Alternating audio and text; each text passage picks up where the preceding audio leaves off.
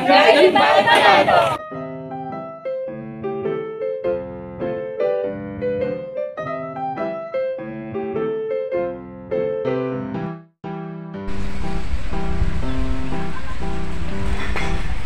Isa sa barangay ng Pusurubyo ang Imbalbalatong na may iba't ibang produkto na tunay ngang kanilang pinagmamalaki. Ang barangay Imbalbalatong ay may 6 na darapilan o tinatawag na paggawaan ng panutsa. Galing ang panutsa sa katas ng mga tubo o sugarcane na ginagawang asukal. Ang asukal ay isa sa mga pinakapopular na ginagamit ng mga Filipino. Isa rin sa pinaka-famous na produkto sa Pusurubyo na nagmula sa barangay Imbalbalatong ang tinatawag na patupat. Ang patupat ay isang malagkit na binababad o hinahalo sa ginagawang panutsa. Kaya naman sinabi naming famous ang patupat dahil ito ay dinadayo ng mga turista at mga ibang mamamayan. Dahil sa pagiging popular ng patupat, nagkaroon ng bayan ng Pusurubyo ng Patupat Festival. Ang binigar o suka ay nanggagaling din sa tubo na isa din sa produkto ng barangay Imbalbalatong. Alam naman nating lahat ng suka ay isa ding popular dahil halos lahat ng tao ay gumagamit o umiinom nito. Mayroon pang natatanging lugar o itinuring na din nating isang produkto ng barangay Imbalbalatong, ang Farmers Love Agri Farm na dinadayo at pinupuntahan ng mga turista, kaya naman natatatak na sa isip ng mga ibang tao ang barangay Imbalbalatong.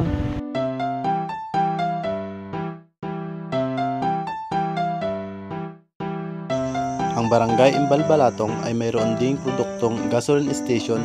Ito ay ang V-Flash Gasoline Station na malaking tulong sa mga sasakyan, lalo na sa mga resident ng Imbalbalatong at iba pang mga barangay.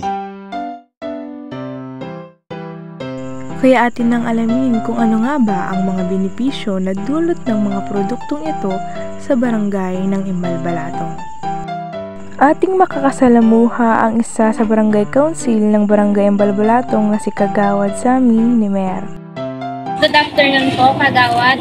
Ano po yung mga produkto nyo po dito po sa Imbalbalatong? Ang number 1 na produkto dito sa barangay Imbalbalatong po, madam, ang tubo, yung tinatawag na sugarcane. Niluluto po yun na magiging panutsa.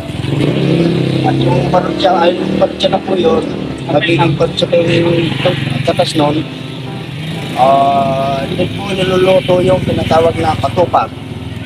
Dito po sa barangay Imbalbalatong ay yun po ang dinadayo ng mga turista. Sa dami ng turista po, ito po ang pinagandaan po ng barangay Imbalbalatong, yung patupat. Ano naman po yung pinagkaiba po ng Imbalbalatong compare po sa ibang barangay?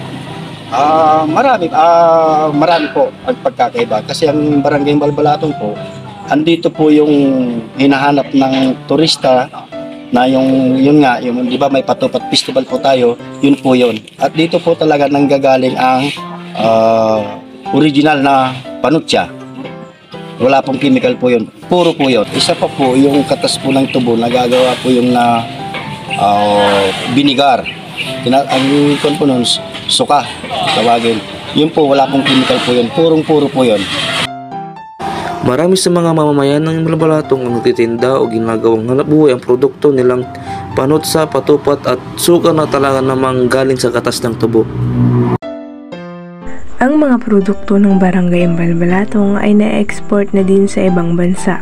Tunay ngang naibabahagi na nila ang produkto ng ating mamamayang Pilipino.